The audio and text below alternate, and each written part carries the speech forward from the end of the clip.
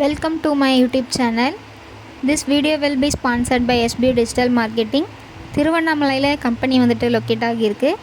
Digital courses வந்து நிறைய அவைலபிளாக இருக்குது. உங்களுக்கு தேவையானதை நீங்கள் சூஸ் பண்ணிக்கலாம். ரெஃபரல் இன்கமும் இருக்குது. 24/7 சப்போர்ட்டும் இருக்குது. நீங்கள் டீட்டெயில்ஸ் வேணும்னா இந்த நம்பருக்கு கான்டாக்ட் பண்ணுங்கள். ஸ்கிப் பண்ணாதீங்க. பெரிய தப்பு. தினம் 300 ரூபாய் சம்பாதிக்க அரிய வாய்ப்பு. இன்ஸ்டாகிராம், ஃபேஸ்புக் பயன்படுத்த தெரிந்தால் போதும். Content post and content publishing மூலமா தினம் 300 ரூபாய் சம்பாதிக்கலாம். இந்த வேலை செய்ய 5 நிமிடம் போதும். Work training support, group communication support, all language customer live chat support, முக்கியமா சொந்தமா ஒரு பிசினஸ் ஸ்டார்ட் பண்ற அளவுக்கு உங்களால கற்றுக்கொள்ளவும் முடியும், சம்பாதிக்கவும் முடியும். இந்த வேலை வாய்ப்பு வழங்குவது 5 வருடத்திற்கு மேல ரன் ஆகிட்டு இருக்க நம்ம தமிழ்நாட்டு company school of business organisation private limited. மேலும் விவரங்களுக்கு டிஸ்கிரிப்ஷன்ல கொடுத்திருக்க நம்பருக்கு வாட்ஸ்அப் பண்ணுங்க. Welcome to my channel. இன்றைக்கி நம்ம வந்துட்டு சாம்பார் வந்து எப்படி வைக்கலான்னு பார்க்கலாம். பருப்பு சாம்பார் ரொம்ப ஈஸியான மெத்தட் தான். ரொம்ப சிம்பிளாக பார்க்கலாம். ஃபஸ்ட்டு வந்துட்டு குக்கர் வச்சு அதில் தேவையான அளவு தண்ணி ஊற்றிக்கோங்க. நம்ம பருப்பு வந்து ஊற வச்சுருக்கணும். ஒரு 8 மணி நேரம் இல்லைனா 6 மணி நேரத்துக்கு முன்னாடியே ஊற வச்சுருங்க.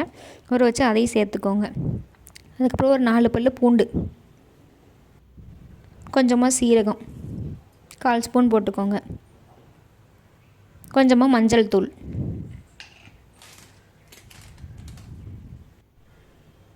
கொஞ்சமாக சாம்பார் தூள். சாம்பார் தூள் போட்டால் டேஸ்ட்டாக இருக்கும்.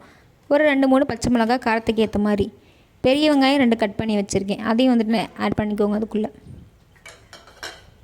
தக்காளி வந்து 2 ஆட் பண்ணியிருக்கேன், அதையும் சேர்த்துக்கோங்க. ஒரு கலந்து விட்டுருங்க. உப்பு இப்போ போடக்கூடாது, நான் எப்போ போடணுன்னு வீடியோவில் சொல்கிறேன். பெருங்காயம் கொஞ்சம் போட்டுக்கோங்க. அவ்வளோதான், எல்லாமே போட்டாச்சு. இப்போ வந்து குக்கரை வந்துட்டு க்ளோஸ் பண்ணி விசில் வச்சிடலாம். 3 விசில்லேருந்து 4 விசில் வரைக்கும் விட்டுக்கோங்க. அவ்வளோதான், விசில் அடங்கிடுச்சு. ஓப்பன் பண்ணி பார்க்குறேன் பாருங்கள்.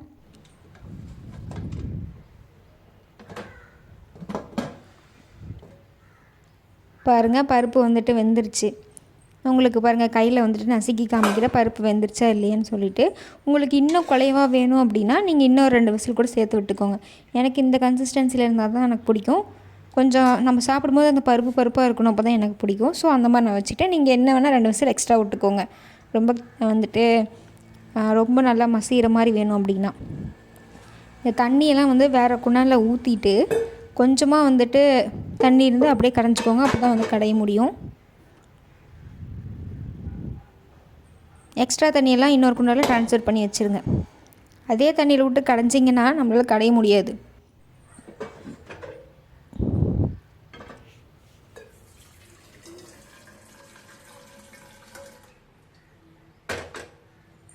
தண்ணி எல்லாமே ஃபில்டர் பண்ணி எடுத்தாச்சு. இப்போ நம்ம மத்து வச்சு நல்லா கடைஞ்சிக்கலாம். அந்த பூண்டெல்லாம் அப்படியே நல்லா மத்துலேயே மசிஞ்சிரும். தக்காளி வெங்காயம் எல்லாம் அப்படியே அதிலே மசிஞ்சிரும். இப்போ அடுப்பு பற்ற வச்சுக்கோங்க. ஒரு வடை சட்டி வச்சுக்கலாம். அதில் வந்து தேவையான அளவு எண்ணெய். நான் வந்துட்டு கடலக்கொட்டை எண்ணெய் ஊற்றுறேன், ஸ்மெல்லு நல்லாயிருக்கும் அப்படின்றதுக்காக. கொஞ்சமாக கடுகு பொரிஞ்சதும் குட்டியாக கட் பண்ணியிருக்கேன் வெங்காயத்தை சேர்த்துக்கோங்க. ஒரு 2-3 காஞ்ச மிளகா, கொஞ்சம் கொத்தமல்லி தூள். எண்ணெயிலே போட்டிங்கன்னா அந்த ஃப்ளேவர் வந்து நல்லாயிருக்கும், அதுக்காக நான் போடுறேன். கொஞ்சமாக வந்துட்டு பெருங்காயத்தூள் நல்லா போட்டு அந்த வெங்காயம் வந்துட்டு ஒரு 1/2 ஸ்டேஜ் வரைக்கும் வதங்கட்டும். சும்மா ஒரு கலந்து விடுங்க. இப்போ வந்துட்டு நம்ம கடைஞ்சி வச்சுருந்தோம் பார்த்திங்களா, அந்த பருப்பை வந்துட்டு அதில் சேர்த்துக்கோங்க. அந்த தண்ணி வந்து நம்ம ஊற்றி வச்சுருந்தோம்ல, அதையுமே இதில் சேர்த்துக்கோங்க. புளிக்கரைசல் வந்து கொஞ்சமாக ஊற வச்சுருந்தேன், அந்த புளிக்கரைசலுமே இதில் சேர்த்துக்கோங்க. நல்லா கொஞ்சமாக இருந்தால் போதும். புளி கொஞ்சமாக ஊற வச்சு அதில் வந்து சேர்த்துக்கோங்க. சேர்த்துட்டு நல்லா கலந்து விடுங்க. இப்போ வந்துட்டு நம்ம இப்போ தான் உப்பு ஆட் பண்ணணும், ஃபஸ்ட்டே போடக்கூடாது. இப்போ உப்பு ஆட் பண்ணிக்கோங்க.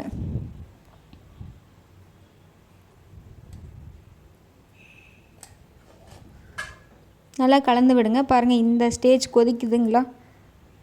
இப்போ வந்துட்டு நம்ம என்ன பண்ணணும்னா கொஞ்சமாக வெல்லம் சேர்த்துக்கலாம். அந்த வெல்லம் கொடுத்தோம்னா அப்படின்னா பேலன்ஸ் பண்ணும் எல்லாத்தையுமே. அவ்வளோதான், நல்லா கொதி வந்துடுச்சு பாருங்கள். அவ்வளோதான், நம்ம இறக்கிடலாம். இப்போ வந்து நம்ம சாப்பிட்லாம் வாங்க, டேஸ்ட்டாக இருக்கும்.